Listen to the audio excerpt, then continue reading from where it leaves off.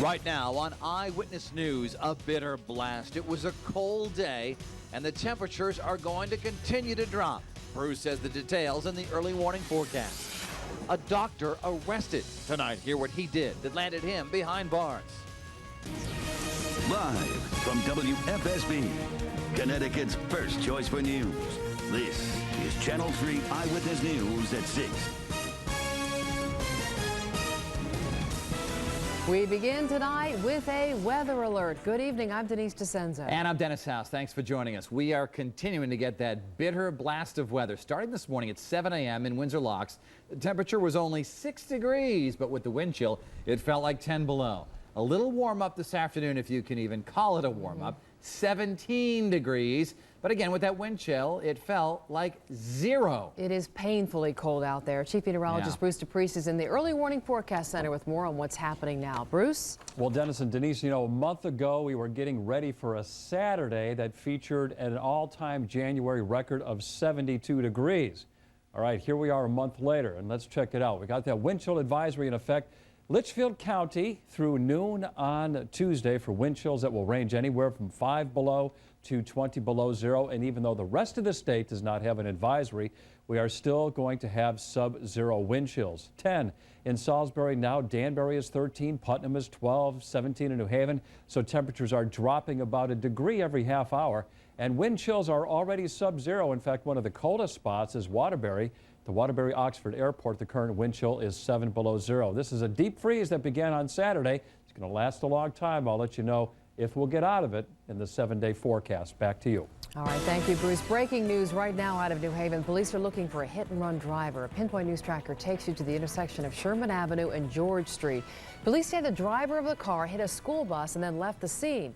There were no injuries in this crash. If you saw anything, you're urged to call New Haven Police. Also on the shoreline, our other big story, a former doctor at Bacchus Hospital is facing more than 1,000 criminal charges involving the illegal prescription of controlled drugs. Channel 3 Eyewitness News reporter Kevin Hogan's live now at the mobile newsroom with more on what happened. Kevin. Well, Dennis, the case against Dr. Mitchell Moffat and a relative identified as Thomas Furman goes back at least 5 years, according to state police. Now both face lengthy jail times and possible huge fines. This operation went on for over a 5-year period of time, and it took a great deal of tedious background investigation in order to put this case together. The case of illegally prescribing drugs first surfaced through the Department of Consumer Protection and then to the state police. On Friday, 58-year-old Dr. Mitchell Moffat of Canterbury and his patient and brother-in-law, 48-year-old Thomas Furman of Colchester, turned themselves into authorities. Dr. Moffat is charged with 1,136 counts, while Furman faces 1,106 counts. These are criminal charges of illegally prescribing controlled substances and narcotics, including OxyContin, as well as insurance fraud. Dr. Mitchell was a physician at the emergency room of Bacchus Hospital in Norwich from September 9, 2001 until last November 12.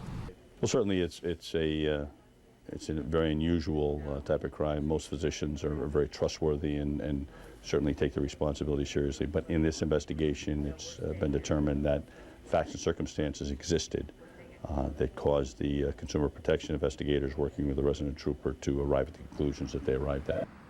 Now, the arrest warrants were not available in court, but I can tell you Dr. Moffat and Mr. Furman were released on their own, and they are due in court in Norwich Superior Court on February 22nd. Live at the mobile newsroom, Kevin Hogan, Channel 3 Eyewitness News. Well, those cold temperatures are reaching into classrooms, sparking a heated debate about what students can wear in class. The debate has already led to one student in New Haven being suspended for refusing to take off his coat. Channel 3 Eyewitness News reporter Leon Collins is live in New Haven with the mobile newsroom with more on the shivering students there. Leon? Well, Denise, one student, in fact, the schools in New Haven say they try to teach kids how to dress appropriately, but one student who attends this school says he's in trouble because the school where he has to learn is too cold. Philip Allen tells Eyewitness News that he was suspended from Cooperative Arts and Humanities High School in New Haven last week because he refused to remove his coat while in class. Allen tells Eyewitness News that he was cold inside the school building. Is it cold in that classroom? Tell me how cold it is. It's cold enough for kids to be wearing gloves and jackets in the music class.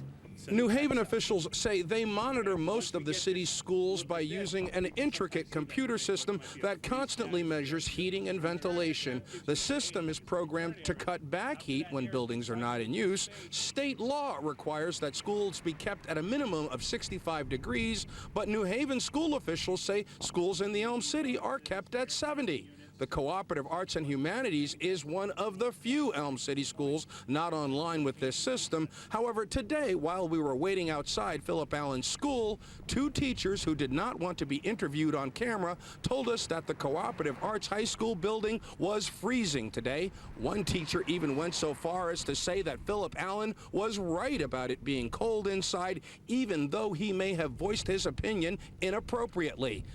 And then that's when one teacher went inside the school cafeteria at 3:46 this afternoon with our Eyewitness News digital thermometer and a camera phone and recorded a temperature of 60 degrees while there were still teachers in the building. The students had gone home at 2:15, but the teachers said this was the warmest the building had felt all day.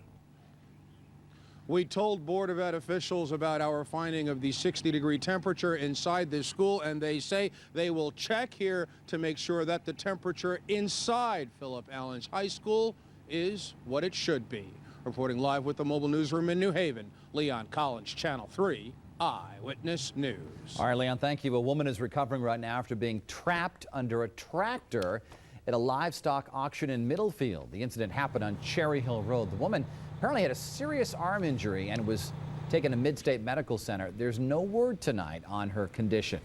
A police officer in Berlin has been suspended from the force and is now facing criminal charges tonight. Berlin Police Detective Anthony Salvatore Jr. is accused of harassing an ex-girlfriend. Police say he sent his ex-girlfriend 53 phone calls and 45 text messages within a 3-day period last month. The ex-girlfriend is set for 7 o'clock tonight at the Omni Hotel right here in New Haven. If this contract doesn't pass, they'll take another vote, this time to strike. 15,000 members of Local 371, that's Stop and Shop's cashiers, food department employees, and clerical workers will vote on a new contract tonight. They've made it no secret they're unhappy with their current health benefits and they'd like something more competitive with other food retailers. The union says Stop and Shop's current benefits have forced thousands of workers and their families to go to taxpayer-funded free clinics and has put a heavy financial burden on families.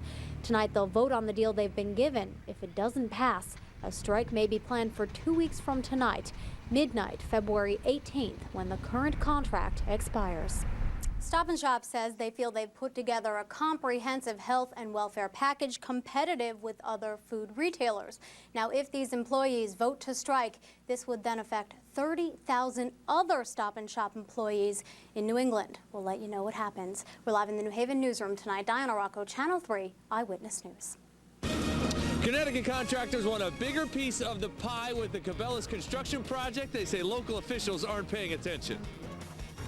Plus, Connecticut is making history. We'll tell you how new technology is being used to keep tabs on moose. With the moose, just because of the size and shape of the animal, the long legs and 600 to 1,000 pounds will come through a windshield when a car hits a moose. The DEP will spend about $25,000 to buy collars with GPS systems so officials can track moose movements in the state. To find out where they are, which areas they're using, which ones they're avoiding, and by having some of the moose tagged and then doing surveillance, we'll be able to calculate the population more precisely too. The state estimates that the moose population is upwards of 100, and with no predators other than people in cars and trucks, the number is expected to grow quickly. But before you can track them, you have to collar them. I've done some work in Maine where we did it. We'd actually get moose out into the water, so they're out over their head, and then you can actually paddle right alongside of them from the canoe and reach over and put it on them. We may not have as many lakes and that much opportunity. We're probably looking at darting either from the ground or even perhaps from helicopter. And those collars are on order. They should be delivered early next month, and then the process will begin. As for info on how to report a moose, should you see a moose, go to our website and click on news links at the news desk. Dan Kain, Channel 3, Eyewitness News. Now, Channel 3 early morning weather. Powered by early warning pinpoint Doppler, tracking weather in your town and everywhere in Connecticut. It's not fit for moose or man today. No, or woman either, particularly this one. No. We have wind chills that are sub-zero, and that's the way it's going to be all night long. The good news is, even though we have a long deep freeze underway, the worst of it is happening right now.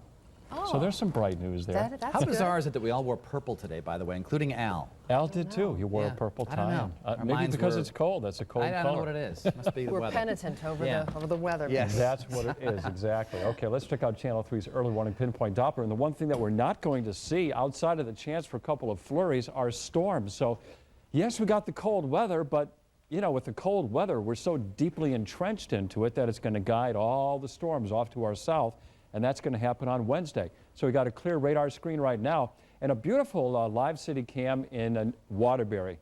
Look at that beautiful shot right there. Looks good, but it certainly doesn't feel good if you're outside. And there's the ferry on the Thames River, and you can see the breezy conditions as well on our live city cam in New London. All right, these are temperatures across the state as of 6 o'clock. 10 in Salisbury, Torrington 12, the same in Waterbury, Danbury 13, Hartford is 17, so is New Haven and Groton, 15 in Willimantic. But we go to Sleepy's pinpoint weather net, and you see, look at Torrington. It feels like 7 below at times, 2 below at the Wilby High School in Waterbury. And you can see that the wind chill fluctuates with the wind. So we are going to see those wind chills at times anywhere from 5 to even as low as 20 below as the night goes on. Lake effect snow advisories are still in effect for portions of New York with that plume coming right off of Lake Ontario. They've had a lot of snow as this cold air is blowing in, but it's not making its way into New England. The big story, of course, the temperature. Buffalo is 10, 3 in Chicago, Minneapolis 0, so that's a huge area of cold weather. And there's the jet stream, of course, right now coming out of Western Canada, sweeping into the eastern United States, and really right through the end of the week, that flow is going to be right out of the west-northwest, keeping the cold air coming. Again, the temperatures will moderate a little bit as time goes on, but we're still going to stay sub-freezing for quite some time to come. Channel 3's early warning futurecast is where we show you tomorrow's weather today. Clear to partly cloudy at 7 p.m.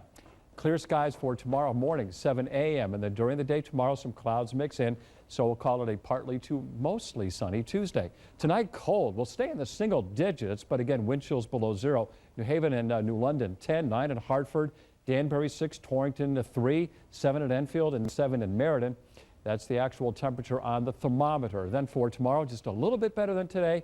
Torrington 19, Wolcott 22, Enfield 23. I'm forecasting 23 for Vernon and 23 for Putnam. And to the southern half of the state, most likely the mid-20s for you tomorrow. Chester 24, Durham 24, Madison 24, New Haven 1 degree warmer at 25, but that's not very warm, especially when you stand in the wind. 22 Wednesday, 26 Thursday, 28 Friday, 27 Saturday, 29 Sunday, and 25 on Monday. Lows in the single digits and teens. It'll be breezy to windy at times, and your shoreline highs may approach 30 for the end of the week. Otherwise, we're in a deep freeze for what looks to be the next 7 days, but again, no storms in sight. Dennis and Denise. Thank you, Bruce. All new tonight at 11. The I-Team found problems with the radio system in one local town. The net has emergency workers concerned for their safety and the public's. And it has some of those employees making a call for a backup system. Channel 3 I-Team reporter Len Besthoff is live now with the mobile newsroom with more on what he uncovered. Len? Well, Dennis and Denise, it was roughly 3 years ago the town of Bloomfield got a new radio system for police, fire, ambulance, and other town departments. And now a number of those workers are begging to bring the old setup back. Police officers say the new system has a number of dead spots where their two-way radios don't work. Mikey, where you at? The problem has gotten so bad that the president of the police union says they often rely on their personal cell phones to communicate. And sometimes you only have that one shot to grab this radio and say, I need help. Now, you're going to hear a lot more about these stories from emergency response workers telling the issues that they've had with this radio system. Plus, you'll hear from the Bloomfield Police brass, who say that the system